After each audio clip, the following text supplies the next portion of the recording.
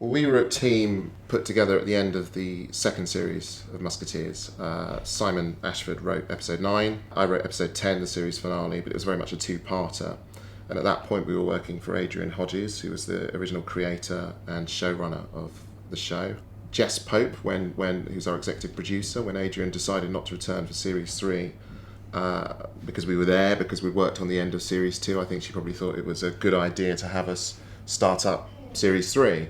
We were familiar with the characters, we were familiar with their journeys, where they'd been left at the end of the last series. And so we came together as a kind of a Frankenstein's monster, as it were, of two different writers. Yeah, it just works. It's one of those things. It just, it just happened for us. I mean, we got on so well and we worked together really well, and we've just maintained a relationship and a writing partnership, which is kind of going from strength to strength with every passing moment. In Series 3, Aramis, for instance, having decided that his brief sojourn to a monastery was perhaps not the direction in which he wanted to maintain, returns to the Musketeers. And obviously for any fans of previous series, they'll know there's a lot of complication with him, the Queen, and the Dauphin. And we were thinking, we wanted to do something different this year.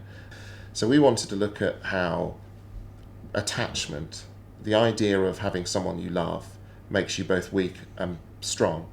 The Musketeers are, by their very nature, men who love. They're passionate, they care, and that makes them incredibly strong, incredibly powerful, because they have something that our villains don't. They have something to care for, but at the same time, it makes them terribly weak, because now the villains know who and what to target.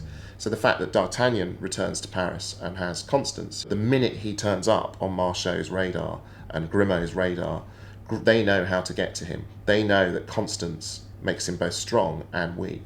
Similarly with Athos, who is a man who doesn't actually believe he can ever be happy, but he meets this woman, Sylvie.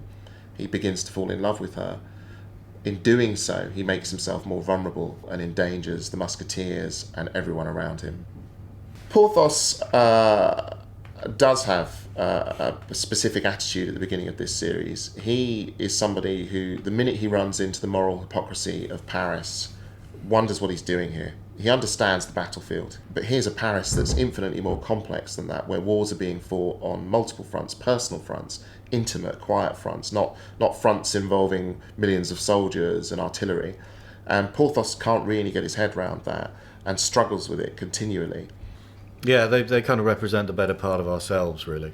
The thing that we'd all aspire to, bravery, honesty, the kind of principles that I think the world over people understand and like to see reflected in their action-adventure shows, The best thing about working on this show is the people, and I'm sure everyone will say that. Fabulous team. But we've had a fabulous team. We've had a great writers' room, a brilliant environment, a very safe environment in which everyone's been able to express their ideas and openly and say things that they like and don't like. The cast have been terrific to work with, actually really supportive, really engaging. It's been a continual collaboration through the whole kind of 7 or 8 months of production.